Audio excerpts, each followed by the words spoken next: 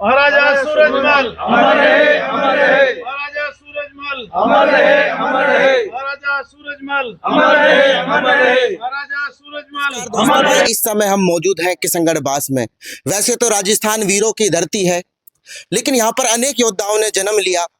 आज हम बात करने वाले हैं महाराजा सूरजमल की, जिसे जाटों का प्लातून भी कहा जाता है, लोहागढ़ का सम्राट भी कहा जाता है।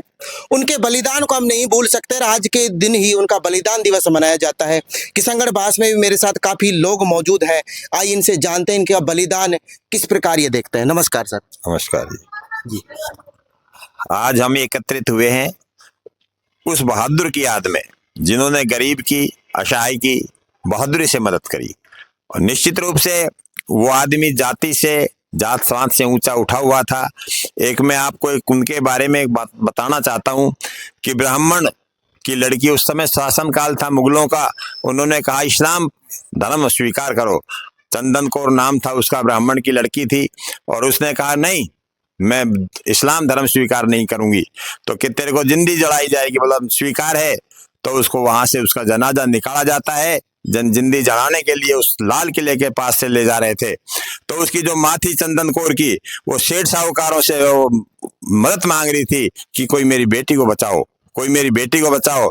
चंदन कौर भी सुन रही थी, उसकी परमात्मा से लो लग रही थी। उसने कहा माँ किन से मदद मांग रही है?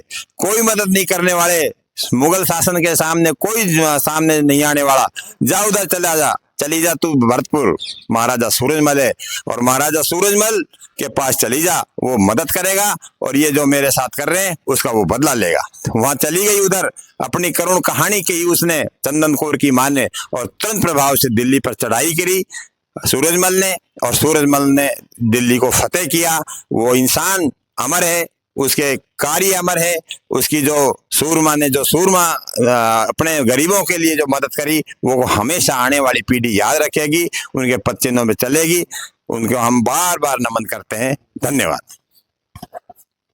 दोस्तों, यदि हम बात करते हैं, यदि इतिहास के पन्नों में राजपूतों के बाद किसी का सम्मान से नाम लिखा गया, यदि सम्मान से नाम लिखा जाता, इतिहास लिखा जाता है पन्नों पर, तो महाराजा सूरजमल ही है, जिनका बहुत ही सम्मानजनक इतिहास लिखा गया है। नमस्कार साहब। नमस्कार। क्या कहना चाहते हैं? महाराजा सूरजमल जाट का आज बलिदान दिवस है, आप इस बारे में। देखो, महाराजा सूरजमल एक अजय योद्धा थे जी, जिसको लोहागढ़ के नाम से भी जाना जाता है, भरतपुर के राज को। जी। लेकिन वहां बताया जाता है कि जो हम लोहागढ़ की बात कर रहे हैं, इतनी बुलंदी पर बना हुआ है कि अंग्रेज भी उसको कभी भेद नहीं पाए थे, इसलिए उसको अभेद दुर्ग भी कहा जाता है। महाराजा सूरजमल की जो सेना इतनी मजबूत थी जी, इतनी ताकतवर सेना थी कि उसकी सेना के साथ कोई भी मुगल शासक युद्ध जीत नहीं सका। जी। जिस समय की ये घटना है, जब महाराजा सूरजमल जी का बलिदान हुआ था, उस समय दिल्ली में अहमद शाह अफगाली का राज था, और अफगाली ने तमाम हिंदुओं को जबरन धर्म परिवर्तन कराने पे उतारू थे वो। तो उन्होंने दिल्ली और उसके आसपास चारों तरफ बहुत सारी जनता के लोगों को, हिंदुओं को धर्म परिवर्तन करके मुसलमान बनाया था। उसी श्रृंखला में मेरे से पूर्व वक्ता धीर सिंह वकील साहब ने बताया कि एक सेठ की लड़की का वो जबरन धर्म परिवर्तन करा रहे थे, तो वो बात महाराजा सूरजमल तक जब उसकी मां ने पहुंचाई, तो सूरजमल जी को वो बात चुभी, और उसने बदला लेने के लिए दिल्ली पर चढ़ाई कर दी थी।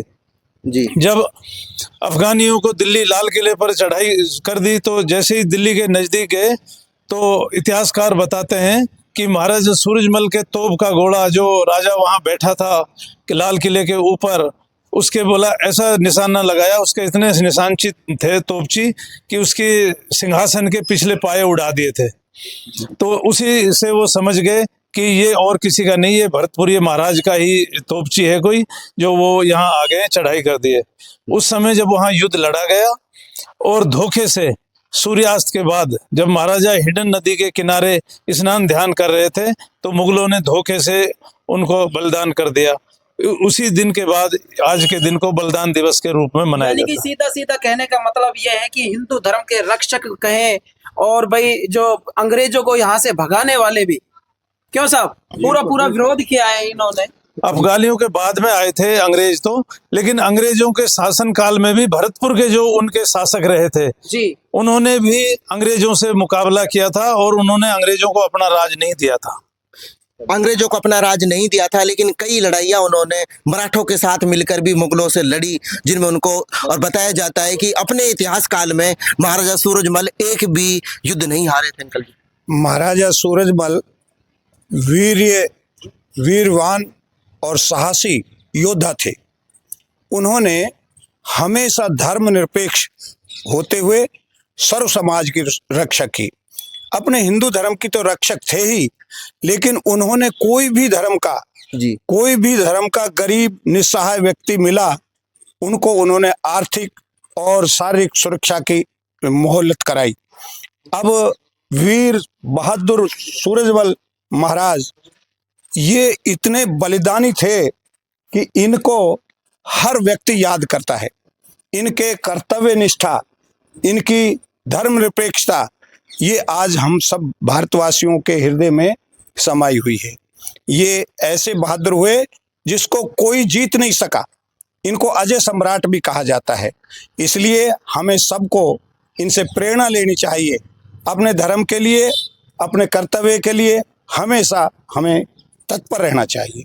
जी तंत्र है जी, इससे हम प्रेरणा यही लेते हैं, जिस तरह से हमारे राजा सूरजमल हुए, जिन्होंने सभी के अधिकारों की रक्षा की और अपने प्राण आहूत कर दिए सभी की रक्षा के लिए, उसको आज प्रजातंत्र में विशेष रूप से याद करते हैं। उन्होंने किसी धर्म विशेष को, किसी जाति विशेष को महत्व नहीं दिया, सभी के अधिकारों की रक्षा के लिए उन्होंने अपने प्राण दे दिए। जी तो दोस्तों, मैं आगे की स्टोरी भी आपको बताने वाला हूं कि आगे की स्टोरी क्या हुई। ये तो महाराजा सूरजमल का बलिदान दिवस यहाँ पर हो गया, लेकिन जैसे ही महाराजा सूरजमल की दिल्ली से लाश नहीं लौटती है तो इनकी माता, इनकी पत्नी थी किशोरी देवी, जो बताया जाता है कि सूरजमल के दो पुत्र थे, एक का नाम था जवाहर सिंह और एक का नाम था नाहर सिंह। और बताया जाता है कि बचपन में ही जो महाराजा सूरजमल थे, इन्होंने अपना उत्तराधिकार घोषित कर दिया था छोटे बेटे नाहर सिंह को, जबकि नाहर सिंह इस योग्य नहीं था। लेकिन उनकी माता कहती है कि आप होने वाले राजा हैं और आपके पिता की मृत्यु हो गई है, दिल्ली में इस तरह धोखे से मार दिया गया है, तो आप पिता की लाश लेकर आइए वहां से, जिसके हम अंतिम संस्कार कर सके। तो महाराजा सूरजमल के साथ साथ इनके बेटे भी वीर थे, लेकिन नाहर सिंह वहां पे मना कर देता है। लेकिन जब बड़े बेटे के पास जाती है, जवाहर सिंह के पास, तो जवाहर सिंह बोलता है कि माता, मुझे ज्यादा तो कुछ नहीं चाहिए, बस मुझे अपना नाम दे देना और हो सके तो राज्य मिल जाता तो बड़ी खुशी की बात होगी। और मैं आपको बता दूं कि उस समय जब जवाहर सिंह दिल्ली के लिए चढ़ाई करता है वहां से, तो वहां सबसे पहले जब आगरा पहुंचता है तो आगरा में लाल किले के दरवाजे जो बने हुए थे वो चित्तौड़गढ़ से कभी चोर कर लाए गए थे, जबरदस्ती लेकर आए थे। लेकिन आप उसका जज्बा देख सकते हैं जवाहर सिंह का भी। जवाहर सिंह वहां से दरवाजा लेकर आता है, दरवाजा भरतपुर के आज जो लोहागढ़ किला है उस पर चढ़े हुए हैं दोस्तों।